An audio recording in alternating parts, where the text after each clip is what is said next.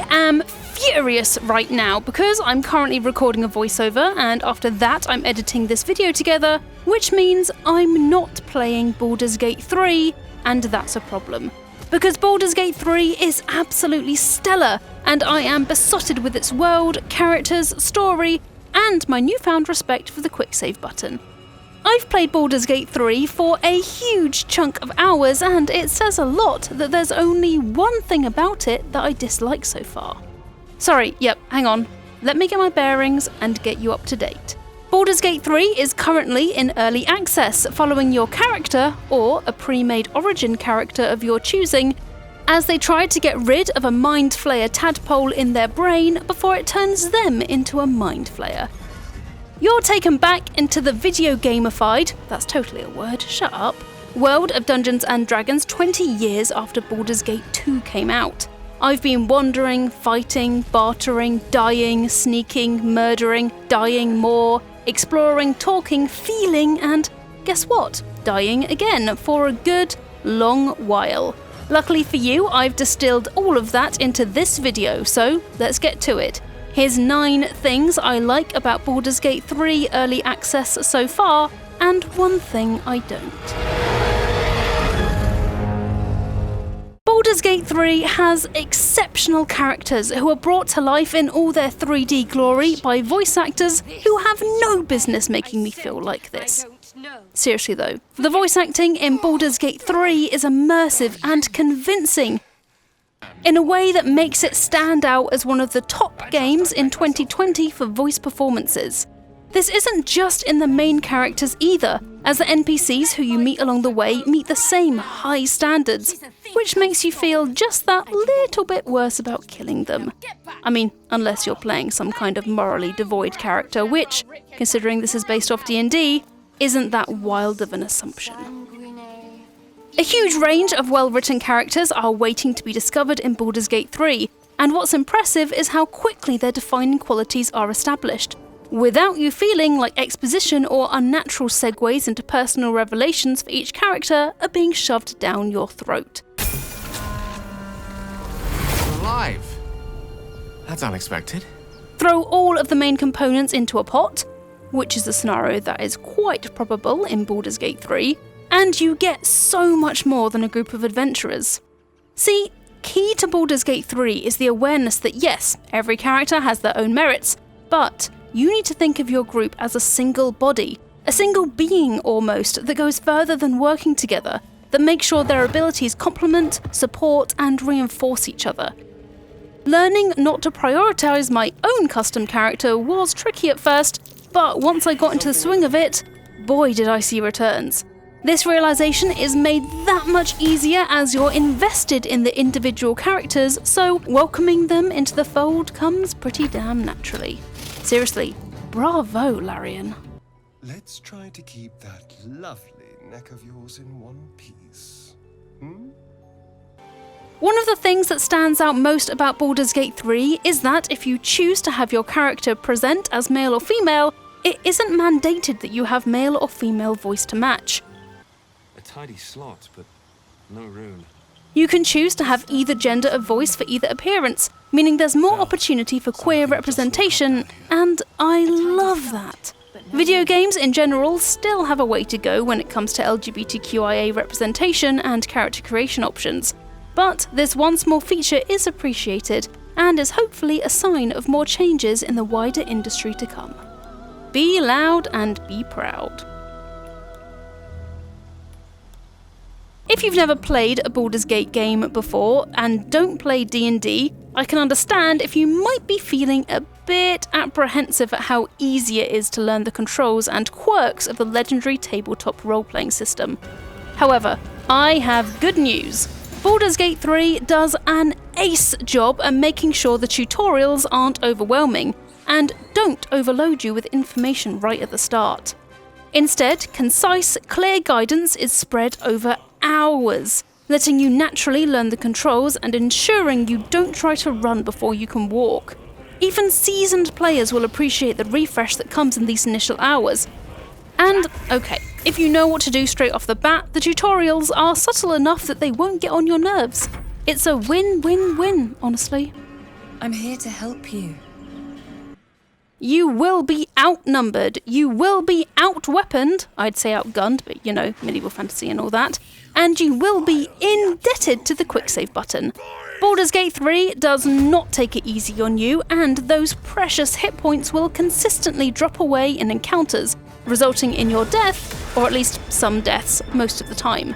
It's all about planning, experimenting, reiterating, and retrying encounters until you find the strategy that works for the particular fight.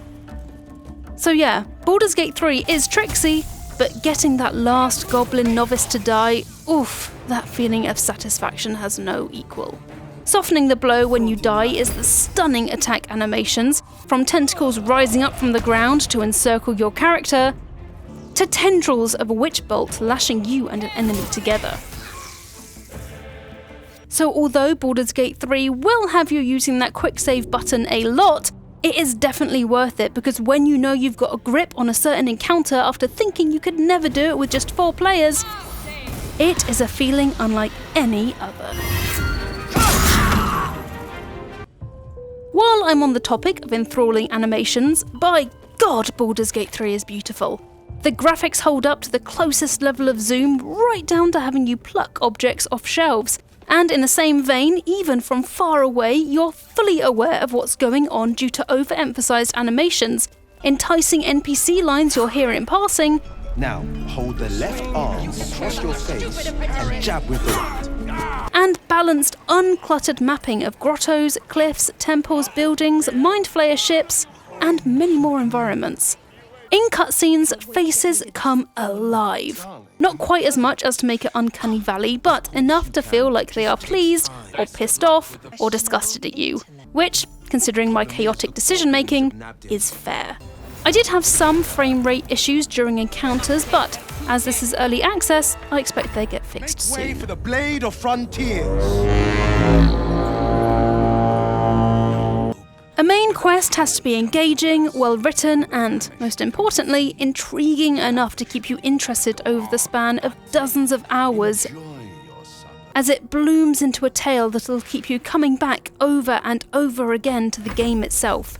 Side quests and the D&D flavoured random encounters, which are fights that you'll stumble into around the world of Baldur's Gate 3, aren't under as much pressure, yet they're still key to making the wider world feel alive. And in Baldur's Gate 3, they do not disappoint. Conversations you'll have with NPCs give you a clear sense of who they are, despite how brief your time with them is. And so far, the quests I've had to do haven't been fetch quests, but tests of how you interact with secondary characters you might never meet again. Bring certain companions with you and it'll change how these side quests go, giving you an edge, or the exact opposite, leaving you on the bad side of an NPC before you've even got a word in edgeways. But hey, don't feel bad about it. You can't please everyone. Was hoping for a kind soul. Well, not to worry. As for the main quest, over a weekend I filled my eyeballs with as much Baldur's Gate 3 as possible, and I can safely say, nothing is simple, and that's a very good thing. With a simple aim, to get rid of the mind flayer parasite in your brain, there comes a surprising range of ways you can go about doing that. And I mean, that does make sense, right? Larian hasn't dumbed down the various methods you can use to expunge it from your noggin, because of course each companion is going to have different ideas about how you can free yourself of the Ithilid grasp. And of course, other creatures are going to want to meddle in your mission. As you play, the story twists and mutates to present you with so many ways you can complete parts of the main story. From postponing your quest to help others out, seeking help from the druids, going to the Githyanki, the Underdark, a cursed land. Nothing is predictable in Baldur's Gate 3, and even from the first 10 or so hours, the range of places you get to visit and know you're going to visit is impressive.